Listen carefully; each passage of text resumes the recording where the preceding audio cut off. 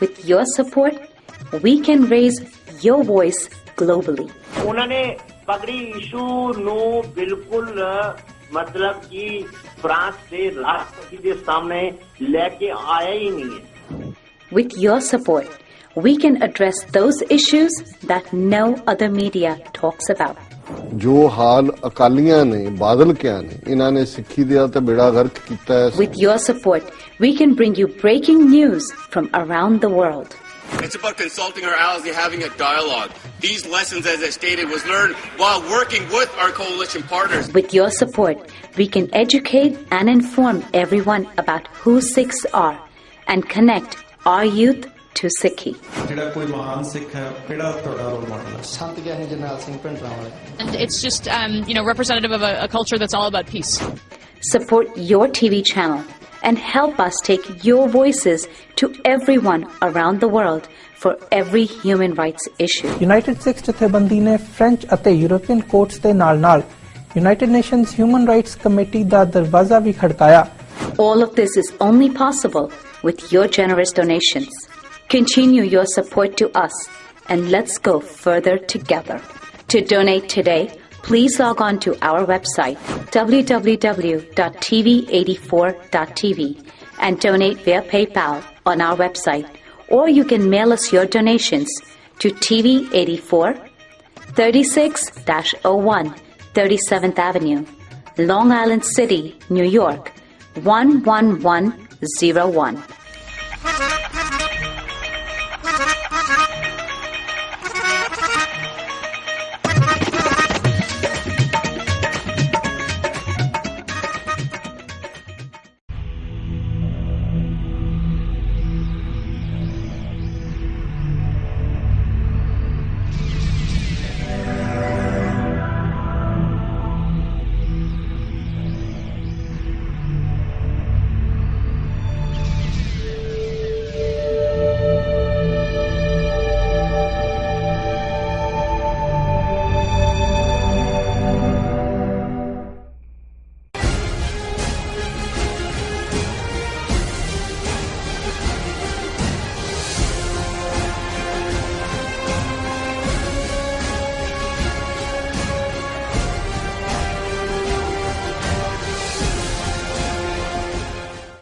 ਵਾਹਿਗੁਰੂ ਜੀ ਕਾ ਖਾਲਸਾ ਵਾਹਿਗੁਰੂ ਜੀ ਕੀ ਫਤਿਹ। ਮੈਂ ਤੁਹਾਡੀ ਹੋਸਟ ਨੀਲਮ ਕੌਰ ਤੇ ਮੈਂ ਟੀਵੀ 84 ਦੇ ਸਾਰੇ ਦਰਸ਼ਕਾਂ ਤੇ ਸਰੋਤਿਆਂ ਦਾ ਦਿਲੀ ਸਵਾਗਤ ਕਰਦੀ ਹਾਂ ਪ੍ਰੋਗਰਾਮ ਸੱਚੋ ਸੱਚ ਵਿੱਚ, ਜੋ ਇਸ ਪ੍ਰੋਗਰਾਮ ਨੂੰ ਦੇਸ਼ਾਂ ਵਿਦੇਸ਼ਾਂ ਵਿੱਚ ਬੈਠ ਕੇ ਦੇਖਦੇ ਸੁਣ ਰਹੇ ਨੇ।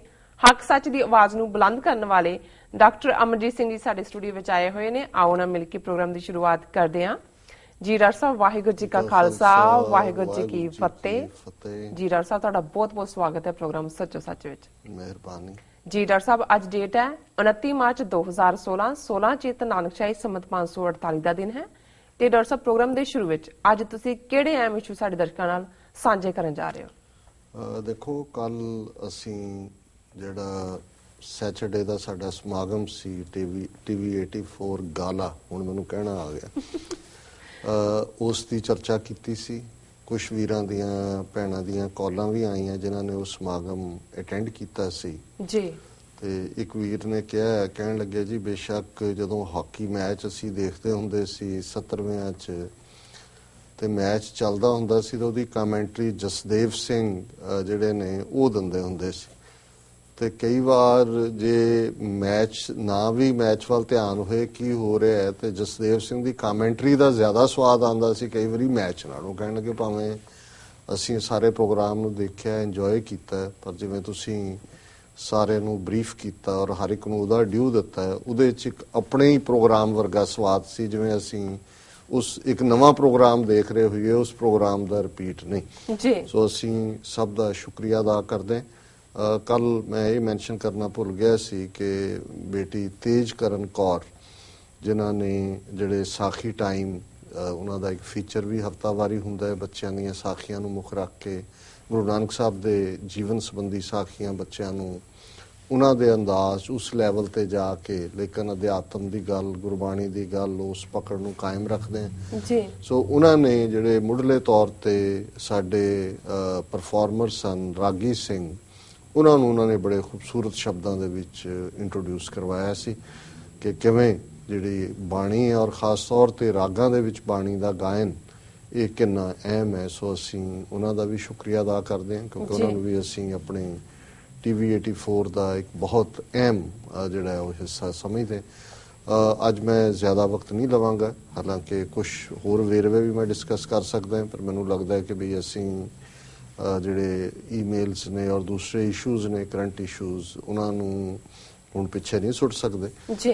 ਲੇਕਿਨ ਜਿਵੇਂ ਅਸੀਂ ਇਹ ਪ੍ਰੋਮਿਸ ਕੀਤਾ ਸੀ ਔਰ ਇਸ ਸੰਬੰਧੀ ਵੀ ਸਾਨੂੰ ਨਾਲ ਦੀ ਨਾਲ ਪੁੱਛਣੇ ਵੀ ਸ਼ੁਰੂ ਹੋ ਗਏ, ਜੀ ਦਿਖਾਓਗੇ ਕਦੋਂ ਇੰਟਰਵਿਊ ਬੇਸਡ ਵੀਡੀਓ। ਸੋ ਮੈਂ ਆਪਣੀ ਟੈਕਨੀਕਲ ਟੀਮ ਨੂੰ ਇਹ ਹਦਾਇਤ ਕਰਾਂਗਾ ਕਿ ਉਹ ਜਿਹੜਾ ਵੀਡੀਓ ਹੈ ਜਿਹੜੀ ਕਿ 1-to-1 ਬੇਸਡ ਇੰਟਰਵਿਊ ਦੇ ਫਾਰਮੈਟ 'ਚ ਹੀ ਭਾਵੇਂ ਸੀ, ਲੇਕਿਨ ਉਸ 'ਚ ਸਾਰੇ ਪਿਛਲੇ ਸਮੇਂ ਦਾ ਅੱਜ ਕੀ ਔਰ ਸਾਡੇ ਬੱਚਿਆਂ ਦਾ ਫਿਊਚਰ ਕਿਵੇਂ ਪ੍ਰਭਾਵਿਤ ਹੋਇਆ ਹੈ ਜੂਨ 84 ਨਵੰਬਰ 84 ਦੀਆਂ ਘਟਨਾਵਾਂ ਨਾਲ, ਕਿਵੇਂ 84 ਨੇ ਸਿੱਖ ਮਾਨਸਿਕਤਾ ਨੂੰ ਪ੍ਰਭਾਵਿਤ ਕੀਤਾ ਜੀ, ਉਸ ਨਾਲ ਸੰਬੰਧਿਤ ਹੀ ਮੋਸਟਲੀ ਉਸ ਦੇ ਕੰਟੈਂਟ ਨੇ।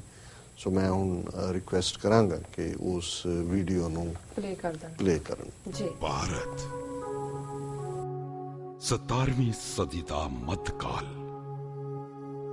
ਮੁਗਲ ਸਮਰਾਜ ਆਪਣੇ ਪੂਰੇ ਸ਼ਿਖਰ ਤੇ ਸੀ ਤੇ ਤਲਵਾਰ ਦੇ ਜ਼ੋਰ ਤੇ ਧਾਰਮਿਕ ਕੱਟੜਤਾ ਰਾਜ ਕਰ ਰਹੀ ਸੀ। ਕਿ ਜਦੋਂ ਤੁਸੀਂ ਪੰਜਾਬ ਦੇ ਬਾਰੇ ਸੋਚਦੇ ਹੋ from 1849 to 1947 to 1984, what is the image of Punjab in these 3 stages ਤੁਹਾਡੇ ਜ਼ਿਹਨ ਅੰਦਰ? ਦੇਖੋ, ਪੰਜਾਬੀ ਦੀ ਇੱਕ ਐਕਸਪ੍ਰੈਸ਼ਨ ਹੈ ਤਖਤ ਤੋਂ ਤਖਤਾ, ਅੰਗਰੇਜ਼ੀ 'ਚ ਅਸੀਂ ਕਹਿੰਦੇ ਹਾਂ from crown to the cross. So ਸਾਡੇ ਲਈ ਇਹ ਜਿਹੜਾ 150 ਸਾਲ ਦਾ ਸਫ਼ਰ ਹੈ from crown to the cross until 1849, 1,50,000 square mile ਤੋਂ ਜ਼ਿਆਦਾ ਟੈਰੀਟਰੀ ਵਾਲਾ ਦੇਸ਼, ਜਿਸ ਦੀ ਸਰਕਾਰ ਦਾ ਨਾਂ ਸਰਕਾਰੇ ਖਾਲਸਾ ਸੀ, ਇੱਕ ਸੋਵਰਨ ਨੇਸ਼ਨ, ਜਿਸ ਨੇਸ਼ਨ 'ਚ ਹਿੰਦੂ, ਸਿੱਖ, ਮੁਸਲਮਾਨ, ਈਸਾਈ ਸਾਰਿਆਂ ਨੇ ਜਿਹੜੀ ਹੈ ਉਹ ਪਰਸੂਟ ਆਫ ਹੈਪੀਨੈਸ ਨੂੰ ਮਾਣਿਆ। ਔਰ 1000 ਸਾਲ ਦੀ ਗੁਲਾਮੀ ਤੋਂ ਬਾਅਦ ਪੰਜਾਬ ਦੇ ਵਿੱਚ ਪਹਿਲੀ ਵਾਰ ਨੇਟਿਵਸ ਦੇ ਹੱਥ 'ਚ ਰੂਲ ਆਇਆ। ਅਨਫੋਰਚੂਨੇਟਲੀ 1849 ਬ੍ਰਿਟਿਸ਼ ਨੇ ਧੋਖੇ ਦੇ ਨਾਲ ਸਾਡਾ ਰਾਜ ਖੋਇਆ। ਫਿਰ ਆਲਮੋਸਟ 98 ਸਾਲ 1947 ਤੱਕ ਉਹ ਦੌਰ ਹੈ ਕਿ 80% ਤੋਂ ਜ਼ਿਆਦਾ ਕੁਰਬਾਨੀਆਂ ਸਿੱਖਾਂ ਨੇ ਕੀਤੀਆਂ ਇਸ ਦੇਸ਼ ਨੂੰ ਆਜ਼ਾਦ ਕਰਵਾਉਣ।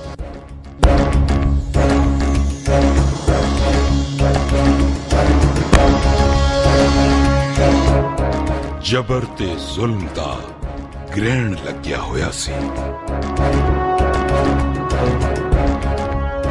ਇਸ ਗ੍ਰਹਿਣ ਨੂੰ ਚੀਰ ਕੇ ਸੰਤ ਸਿਪਾਹੀ ਗੁਰੂ ਗੋਬਿੰਦ ਸਿੰਘ ਜੀ ਦੇ ਰੂਪ ਵਿੱਚ ਰੂਹਾਨੀ ਕਿਰਨਾਂ ਆਈਆਂ ਤੇ ਇੱਕ ਨਵੇਂ ਪੰਥ ਦਾ ਜਨਮ ਹੋਇਆ,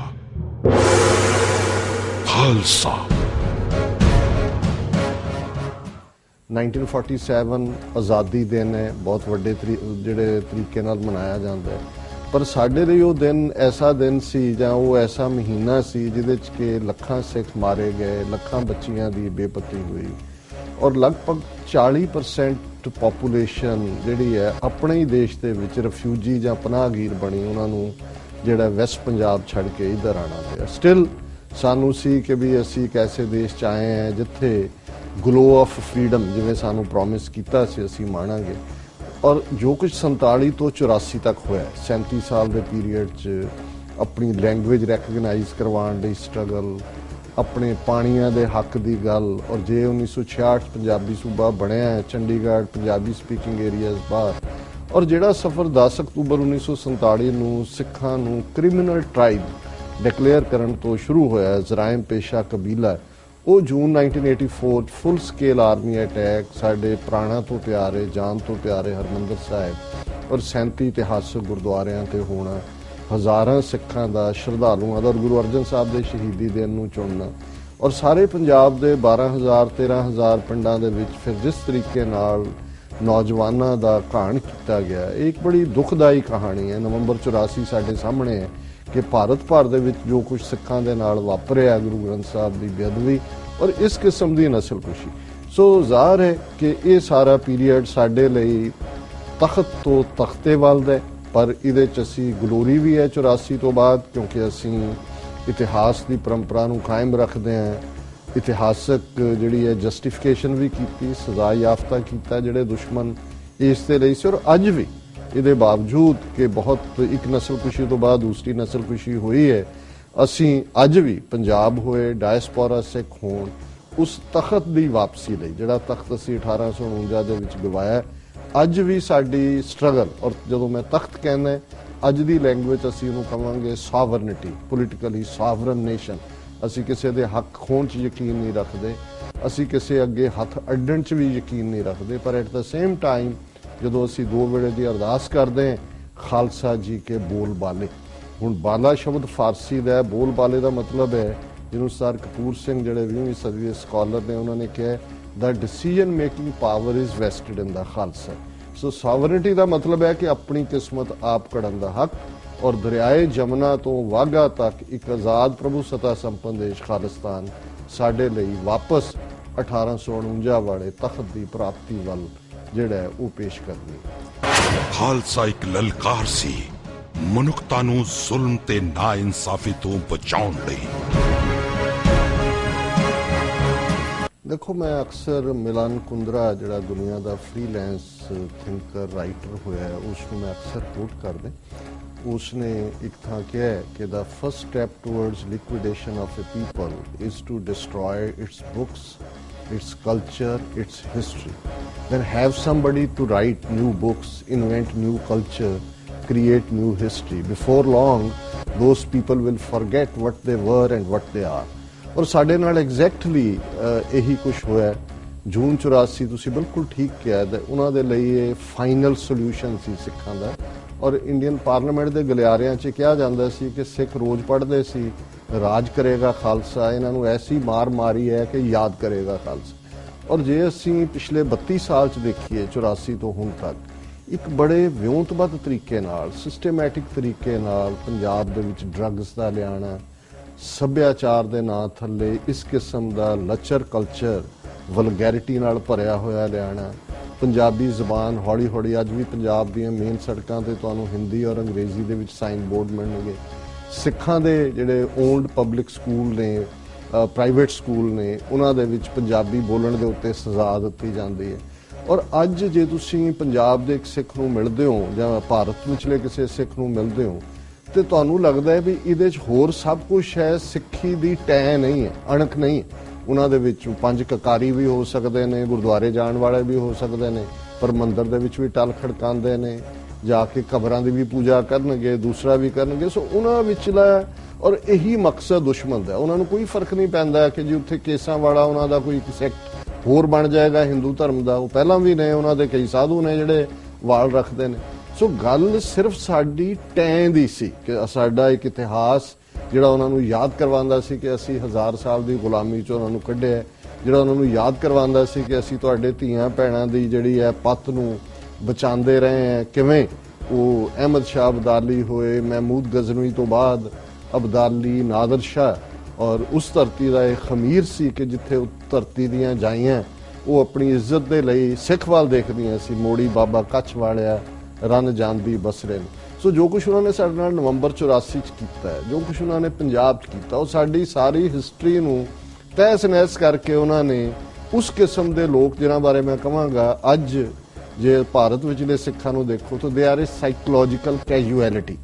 ਮਾਨਸਿਕਤਾ ਉਹਨਾਂ ਦੀ ਇਸ ਕਦਰ ਉਹਨਾਂ ਨੇ ਸਾਫ਼ ਕਰ ਦਿੱਤੀ ਹੈ ਕਿ ਦੇਖਣ ਨੂੰ ਉਹ ਬੜੇ ਸੋਹਣੇ 6 ਫੁੱਟੇ ਸੋਹਣੇ ਸਿੱਖ ਵੀ ਲੱਗਣਗੇ, ਪਰ ਜਦੋਂ ਤੁਸੀਂ ਉਹਨਾਂ ਨਾਲ ਗੱਲ ਕਰਦੇ ਹੋ ਤੁਹਾਨੂੰ ਲੱਗਦਾ ਹੈ ਕਿ ਉਹ ਟੈਂ ਕਿੱਥੇ ਹੈ। ਇਹਨੂੰ ਪ੍ਰੋਫੈਸਰ ਪੂਰਨ ਸਿੰਘ ਨੇ ਕਿਹਾ ਸੀ ਕਿ ਇਹ ਬੇਪਰਵਾਹ ਪੰਜਾਬ ਦੇ ਮੌਤ ਨੂੰ ਮਖੌਲਾਂ ਕਰਨ, ਮਰਨ ਥੀ ਨਹੀਂ ਡਰਦੇ, ਪਿਆਰ ਨਾਲ ਇਹ ਕਰਨ ਗੁਲਾਮੀ, ਜਾਨ ਕੋ ਆਪਣੀ ਵਾਰ ਦਿੰਦੇ, ਪਰ ਟੈਂ ਨਾ ਮੰਨਣ ਕਿਸੇ ਦੀ, ਖਲੋ ਜਾਣ ਡਾਂਗਾ ਮੋਢੇ ਤੇ ਉਲਾਰ ਕੇ। ਸੋ ਉਹਨਾਂ ਨੇ ਸਾਡੀ ਟੈਂ ਤੋੜ ਦਿੱਤੀ।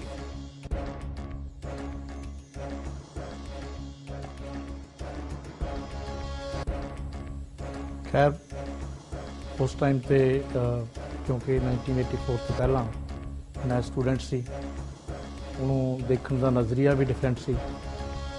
ਪਰ 1978 ਤੋਂ ਬਾਅਦ ਪੰਜਾਬ ਜਿਹੜਾ ਹੈ ਉਹ ਬਦਲਣਾ ਸ਼ੁਰੂ ਹੋਇਆ ਤੇ 84 ਤੱਕ it was entirely different Punjab.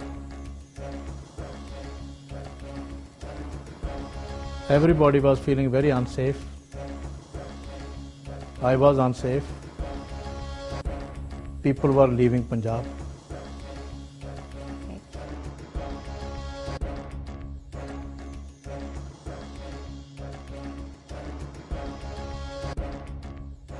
ਦੇਖੋ, ਇੱਕ ਤਾਂ ਸਾਡੇ ਐਨਮੀ ਨੇ, ਇੰਡੀਅਨ ਸਟੇਟ ਨੇ, ਸਾਡੇ ਵਿਚਲੇ ਜਿਹੜੇ ਲੋਕ ਬਲੈਕ ਸ਼ੀਪ, ਕਾਲੀਆਂ ਭੇਡਾਂ ਨੇ, ਉਹਨਾਂ ਨੂੰ ਵਰਤ ਕੇ ਇਸ ਗੱਲ ਨੂੰ ਯਕੀਨੀ ਬਣਾਇਆ ਕਿ ਜੂਨ 84 ਦੀਆਂ ਸਾਰੀਆਂ ਯਾਦਾਂ ਮਿਟਾ ਦਿੱਤੀਆਂ ਜਾਣ। ਦਰਬਾਰ ਸਾਹਿਬ ਦੀਆਂ ਪਰਿਕਰਮਾ ਹੋਣ, ਅਕਾਲ ਤਖਤ ਹੋਏ। ਔਰ ਅੱਜ ਦੀ ਖਬਰ ਹੀ ਮੈਂ ਦੇਖ ਰਿਹਾ ਸੀ ਕਿ ਤੇਜਾ ਸਿੰਘ ਸਮੁੰਦਰੀ ਹਾਲ ਜਿਹੜਾ ਸ਼੍ਰੋਮਣੀ ਕਮੇਟੀ ਦਾ ਆਫਿਸ ਹੈ, ਔਰ ਪਿਛਲੇ 32 ਸਾਲ ਤੋਂ ਉਸੇ ਫਾਰਮ 'ਚ ਉਹਨਾਂ ਨੇ ਰੱਖਿਆ ਸੀ, ਬਿਲਕੁਲ ਧੁਆਂਖਿਆ ਹੋਇਆ। ਔਰ ਕੱਲ੍ਹ ਉਹਨਾਂ ਦੀ ਐਗਜ਼ੈਕਟਿਵ ਨੇ ਮਤਾ ਪਾਸ ਕੀਤਾ ਹੈ ਕਿ ਜੀ ਹੁਣ ਛੱਜੇ ਡਿੱਗ ਰਹੇ ਨੇ, ਹੁਣ ਫਲਾਣਾ ਹੈ ਤੇ ਅਸੀਂ ਇਹਨੂੰ ਰੈਨੋਵੇਟ ਕਰਨਾ ਹੈ, ਅਸੀਂ ਉਹਦੀਆਂ ਮਾਈਕਰੋ ਫਿਲਮਸ ਬਣਾ ਲਈਆਂ, ਅਸੀਂ ਇਹ ਕਰਾਂਗੇ, ਉਹ ਕਰਾਂਗੇ। ਸੋ ਅੱਜ ਜਦੋਂ ਕੋਈ ਵੀ, ਔਰ ਅੱਜ ਦਰਬਾਰ ਸਾਹਿਬ ਨੂੰ ਇਸ ਤਰੀਕੇ ਨਾਲ ਬਣਾ ਦਿੱਤਾ ਗਿਆ ਕਿ ਟੂਰਿਜ਼ਮ ਸਪਾਟ ਹੈ। ਅੱਜ ਉੱਥੇ 50% ਦੇ ਨੇੜੇ ਤੇੜੇ ਲੋਕ ਗੈਰ ਸਿੱਖ ਹੁੰਦੇ ਨੇ, ਪਰ ਜਿਸ ਕਿਸਮ ਦਾ, ਜਿਵੇਂ ਦੀਆਂ ਬਾਲੀਵੁੱਡ ਦੀਆਂ ਫਿਲਮਾਂ ਉੱਥੇ ਸ਼ੂਟ ਹੁੰਦੀਆਂ, ਜਿਸ ਕਿਸਮ ਦਾ ਉੱਥੇ ਉਹ ਪੋਜ਼ ਬਣਾ ਕੇ ਫੋਟੋਆਂ ਦਾ ਕਲਚਰ ਹੈ। ਸੋ ਤੁਸੀਂ ਪਹਿਲੀ ਗੱਲ ਤੇ ਬੱਚੇ ਬੱਚੀਆਂ ਬੇਸ਼ੱਕ ਜਦੋਂ ਜਾਂਦੇ ਨੇ, ਹਰਮੰਦਰ ਸਾਹਿਬ ਦੀ ਆਪਣੀ ਸੈਰੀਨਿਟੀ ਹੈ,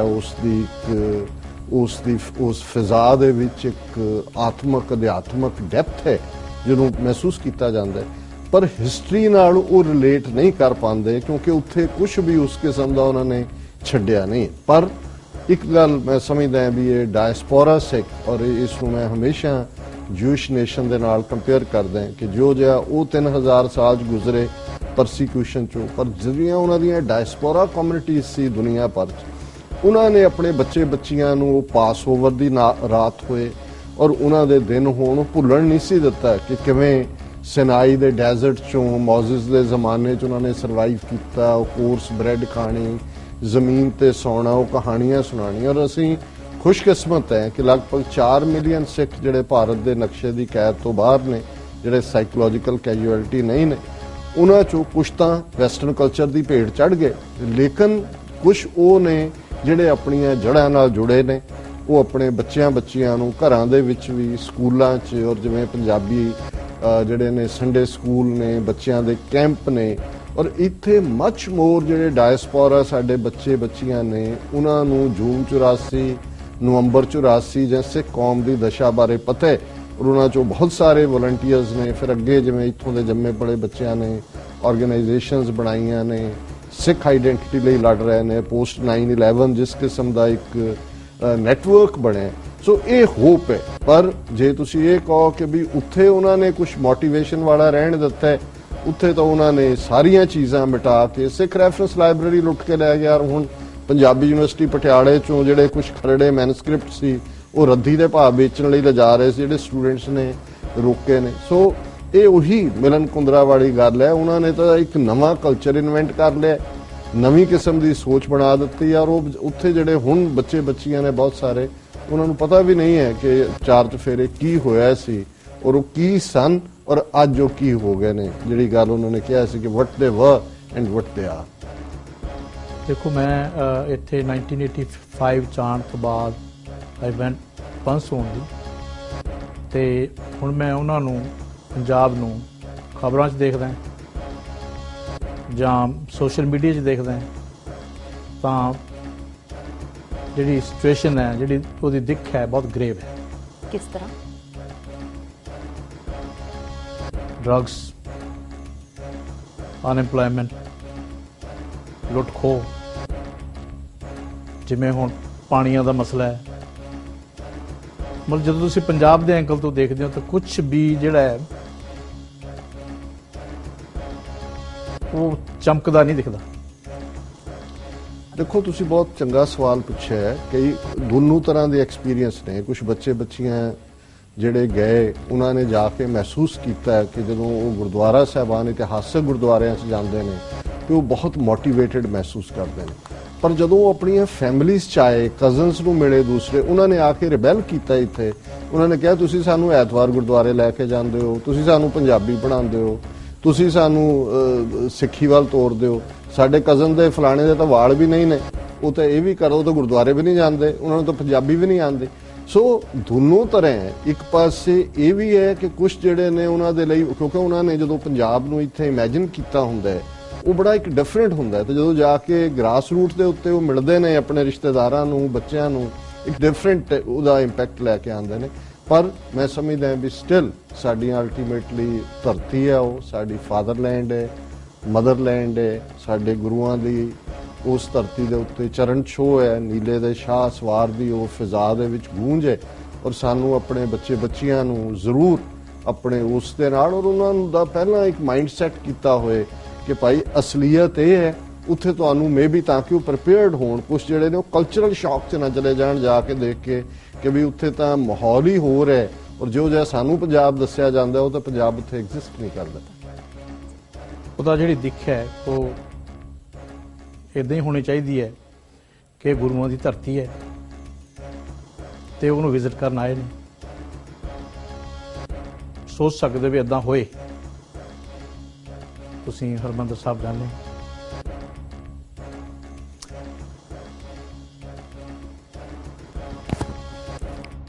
ਤਾਂ ਕੋਈ ਰੋਕ ਨਾ ਹੋਏ।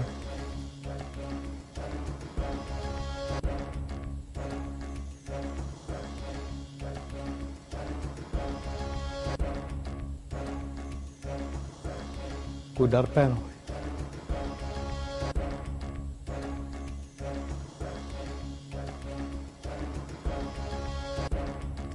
ਜਿਹੜਾ ਕਿ ਨਹੀਂ ਹੈ।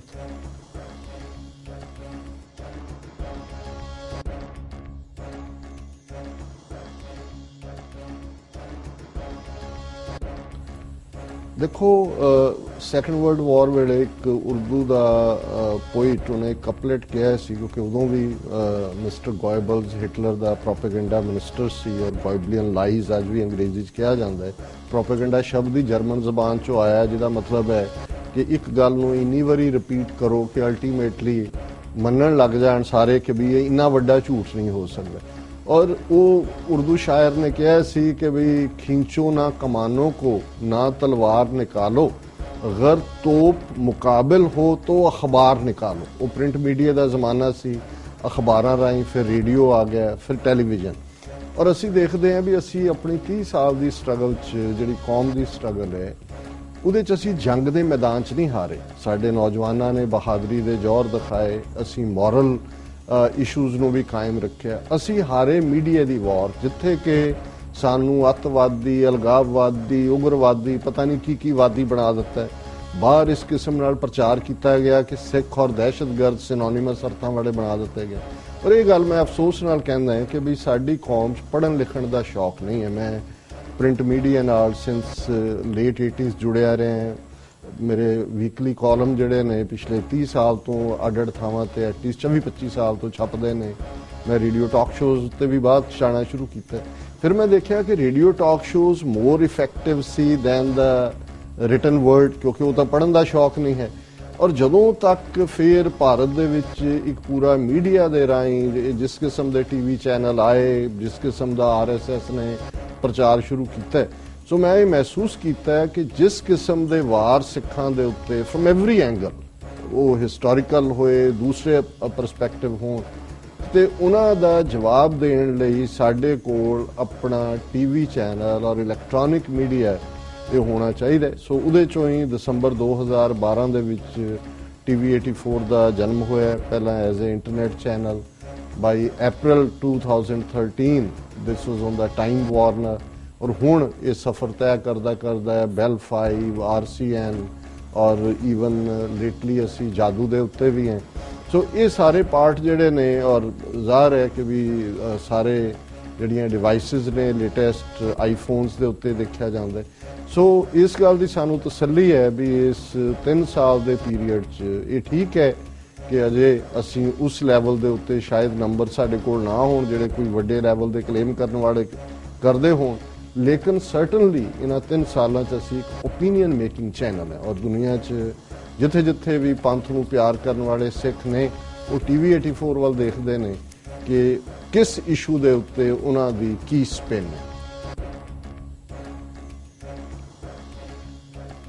ਕੋਈ ਵੀ ਸਿੱਖ ਜਾਂ ਨਾਨ ਸਿੱਖ ਸਿੱਖ ਮਸਲਿਆਂ ਨੂੰ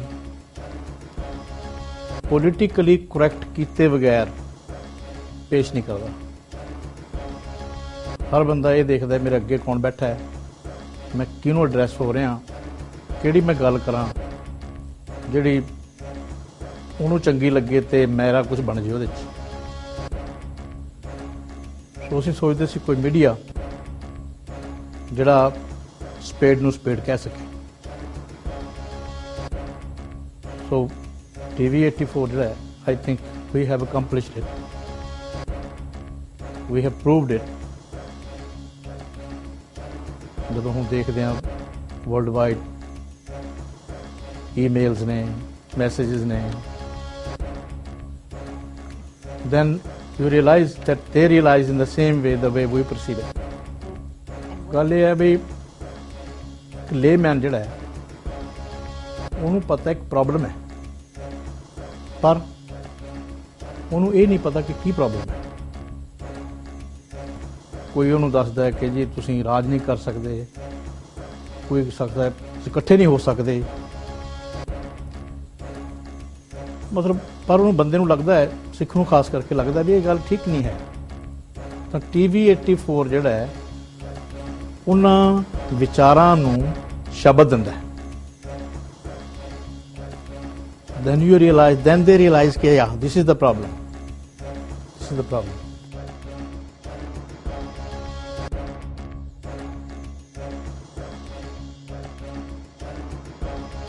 ਦੇਖੋ ਇਸ 'ਚ ਕੋਈ ਸ਼ੱਕ ਨਹੀਂ, ਅਕਸਰ ਸਾਡੇ ਲੋਕ ਰਿਐਕਟ ਤਾਂ ਕਰਨ ਨੂੰ ਹੁਸ਼ਿਆਰ ਹੁੰਦੇ ਨੇ ਜੀ, ਫਲਾਂ ਦੇ ਉੱਤੇ ਆਹ ਛਪ ਗਈ ਖਬਰ, ਉਹਦੇ ਤੇ ਆਹ ਆ ਗਈ, ਉਹਨੇ ਫਲਾਣੀ ਗੱਲ ਕਹਿ ਦਿੱਤੀ।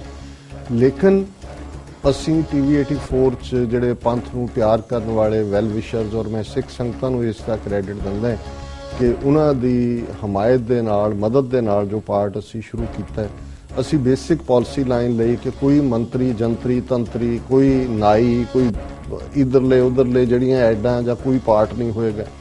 ਦੂਸਰਾ ਪਾਰਟ ਇਹ ਗੱਲ ਜ਼ਾਹਰ ਸੀ ਕਿ ਵੀ ਅਸੀਂ ਸੱਚ ਦੇ ਸਹਾਰੇ ਖਲੋ ਕੇ, ਅਸੀਂ ਕਿਸੇ ਧਰਮ ਦੇ ਖਿਲਾਫ ਨਹੀਂ। ਇਹ ਗੱਲ ਬੜੀ ਸਪਸ਼ਟ ਹੈ ਕਿ ਸਾਡੀ ਲੜਾਈ ਨਾ 18ਵੀਂ ਸਦੀ 'ਚ ਇਸਲਾਮ ਦੇ ਖਿਲਾਫ ਸੀ, ਜ਼ੁਲਮ ਦੇ ਖਿਲਾਫ ਸੀ। ਅੱਜ ਵੀ ਸਾਡੀ ਲੜਾਈ ਕੋਈ ਹਿੰਦੂ ਧਰਮ ਦੇ ਨਾਲ ਨਹੀਂ ਹੈ, ਸਾਡੀ ਲੜਾਈ ਜ਼ੁਲਮ ਦੇ ਖਿਲਾਫ ਹੈ। ਔਰ ਅਸੀਂ ਇਹ ਮੰਨਦੇ ਹਾਂ ਕਿ ਸੱਚ ਦਾ ਆਪਣਾ ਭਾਰ ਬੜਾ ਹੁੰਦਾ ਹੈ। ਔਰ ਗੁਰੂ ਨਾਨਕ ਸਾਹਿਬ ਨੇ ਇਮਨਾਬਾਦ 'ਚ ਬਾਬਰ ਨੂੰ ਚੈਲੰਜ ਕਰਦਿਆਂ ਕਿਹਾ ਸੀ, ਸੱਚ ਕੀ ਬਾਣੀ ਨਾਨਕ ਆਖੇ, ਸੱਚ ਸੁਣਾਏ ਸੀ ਸੱਚ ਕੀ ਬੇਲਾ। ਤੇ ਜਾਂ ਅਸੀਂ ਬਾਣੀ 'ਚ ਪੜ੍ਹਦੇ ਹਾਂ, ਸੱਚ ਪੁਰਾਣਾ ਨਾ ਥੀਵੇ, ਕਿ ਸੱਚ ਪੁਰਾਣਾ ਨਹੀਂ ਹੁੰਦਾ। ਸੋ ਟਰੂਥ ਹਮੇਸ਼ਾ ਟਰੂਥ ਹੈ। ਔਰ ਅਸੀਂ ਸਮਝਦੇ ਹਾਂ ਕਿ TV 84 ਨੇ ਜਿਹੜਾ ਟਰੂਥ ਬੇਸਡ ਪਰਸਪੈਕਟਿਵ ਦਿੱਤਾ ਹੈ, ਔਰ ਪੰਜਾਬ 'ਚ ਵੀ ਖਾਸ ਤੌਰ ਤੇ ਉਹਨਾਂ ਥਾਵਾਂ ਤੇ ਜਿੱਥੇ ਕੋਈ ਲਾਈਵ ਕਵਰੇਜ ਅਦਰਵਾਈਜ਼ ਨਹੀਂ ਸੀ ਮਿਲਦੀ, ਉਹਨਾਂ ਘਟਨਾਵਾਂ ਨੂੰ ਅਸੀਂ ਇੱਥੋਂ ਤੱਕ ਆਪਣੇ ਦਰਸ਼ਕਾਂ ਦੇ ਲੈ ਕੇ ਆਉਂਦੇ ਹਾਂ। ਇੱਥੋਂ ਦੇ ਪਾਰਟ ਨੂੰ ਜਿਹੜਾ ਹੈ ਉਹ ਪੰਜਾਬ ਦੇ ਵਿੱਚ ਔਰ ਭਾਰਤ ਭਰ ਦੇ ਵਿੱਚ, ਦੁਨੀਆ ਭਰ 'ਚ ਸਿੱਖ ਦੇਖਦੇ ਨੇ।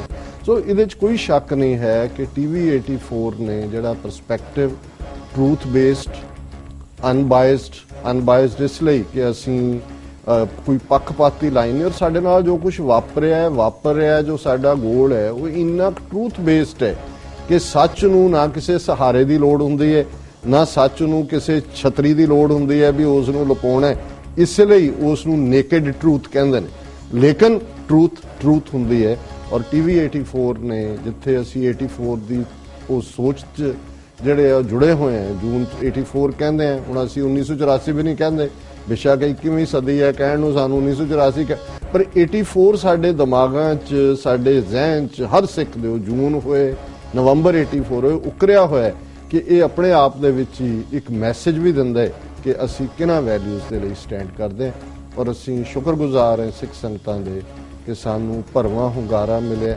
ਔਰ ਇਹੀ ਨਹੀਂ ਕਿ ਸਾਡੇ ਨਾਲ ਸਿਰਫ ਸਿੱਖ ਜੁੜੇ ਨੇ, ਵੱਡੀ ਗਿਣਤੀ 'ਚ ਲਹਿੰਦੇ ਪੰਜਾਬ ਤੋਂ, ਔਰ ਈਵਨ ਜਿਹੜੇ ਨਿਆਂ ਨੂੰ ਪਿਆਰ ਕਰਨ ਵਾਲੇ ਸਾਡੇ ਹਿੰਦੂ ਭੈਣ ਭਰਾ ਨੇ, ਉਹਨਾਂ 'ਚੋਂ ਵੀ ਸਾਨੂੰ ਜਿਹੜੀਆਂ ਕੁਝ ਲਿਖਤਾਂ ਆਉਂਦੀਆਂ ਨੇ ਜਿਨ੍ਹਾਂ ਨੇ ਕਿਹਾ ਕਿ ਜੀ ਸਾਨੂੰ ਇਹ ਪਾਰਟ ਪਤਾ ਹੀ ਨਹੀਂ ਸੀ ਔਰ ਇਹਨੇ ਸਾਡਾ ਪਰਸਪੈਕਟਿਵ ਬਦਲ ਦਿੱਤਾ ਹੈ ਸਾਰਾ ਸਿੱਖ ਸਟਰਗਲ ਬਾਰੇ। ਔਰ ਸਾਡੇ ਕੋਲ ਇਸ ਪੀਰੀਅਡ ਦੇ ਵਿੱਚ ਸੈਂਕੜਿਆਂ ਦੀ ਗਿਣਤੀ ਦੇ ਵਿੱਚ ਇਸ ਕਿਸਮ ਦੀਆਂ ਲਿਖਤਾਂ ਆਈਆਂ ਨੇ ਜਿਨ੍ਹਾਂ ਨੇ ਸਾਨੂੰ ਉਤਸ਼ਾਹ ਦਿੱਤਾ ਹੈ ਕਿ ਅਸੀਂ ਠੀਕ ਰਸਤੇ ਤੇ ਹਾਂ ਔਰ ਅਲਟੀਮੇਟਲੀ ਅਸੀਂ ਪੇਸ਼ਕਦਮੀ ਕਰ ਰਹੇ ਹਾਂ ਆਪਣੀ ਮੰਜ਼ਿਲ ਮਕਸੂਦ ਵੱਲ।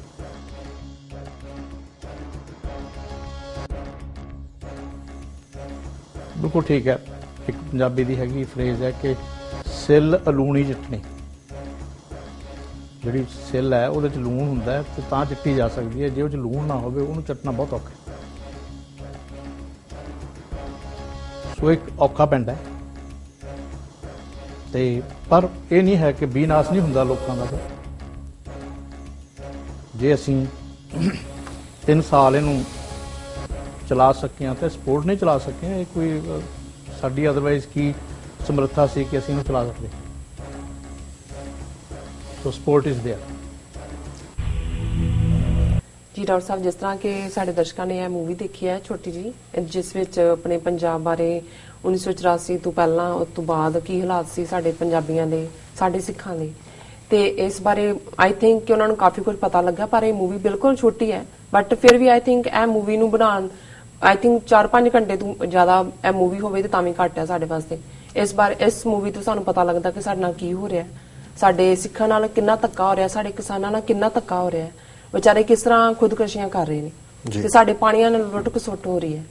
ਤੇ ਮੈਂ ਚਾਹਾਂਗੀ ਕਿ ਸਾਡੇ ਦਰਸ਼ਕਾਂ ਨੇ ਇਹ ਜਿਹੜੀ ਛੋਟੀ ਮੂਵੀ ਹੈ, ਡਾਕੂਮੈਂਟ ਜਿਹੜੀ ਮੂਵੀ ਹੈ, ਉਹ ਪਸੰਦ ਕੀਤੀ ਹੋਏਗੀ। ਮੈਂ ਇਹ ਵੀ ਐਡ ਕਰਨਾ ਚਾਹੁੰਦਾ ਹਾਂ ਵੀ ਇਹ ਇਨਫੈਕਟ ਜਿਹੜਾ 26 ਮਾਰਚ ਨੂੰ TV 84 ਫੰਡ ਰੇਜ਼ਰ ਗਾਲਾ ਸੀ, ਉਹਨੂੰ ਮੁੱਖ ਰੱਖ ਕੇ ਹੀ ਇੱਕ ਬਰੀਫ ਪ੍ਰੈਜੈਂਟੇਸ਼ਨ ਸੀ, ਜਿਹਦਾ ਮਕਸਦ ਇਹ ਦੱਸਣਾ ਸੀ ਕਿ TV 84 ਨੂੰ ਸ਼ੁਰੂ ਕਰਨ ਦਾ ਵਿਚਾਰ ਕਿੱਥੋਂ ਆਇਆ, ਅਸੀਂ 3 ਸਾਲ 'ਚ ਕਿੰਨਾ ਕੁ ਸਫ਼ਰ ਤੈਅ ਕੀਤਾ, ਔਰ ਸਾਡੇ ਲਈ ਭਵਿੱਖ ਦੇ ਵਿੱਚ ਜਦੋਂ ਅੱਜ ਦੁਨੀਆ ਦੀਆਂ ਲੜਾਈਆਂ ਜੰਗ ਦੇ ਮੈਦਾਨ 'ਚ ਨਹੀਂ ਲੜੀਆਂ ਜਾਂ ਜਿੱਤੀਆਂ ਹਾਰੀਆਂ ਜਾਂਦੀਆਂ, ਉਹ ਮੀਡੀਆ 'ਚ ਲੜੀਆਂ ਜਾਂਦੀਆਂ ਨੇ ਤੇ ਮੀਡੀਆ 'ਚ ਹੀ ਜਿੱਤੀਆਂ ਹਾਰੀਆਂ ਜਾਂਦੀਆਂ ਨੇ।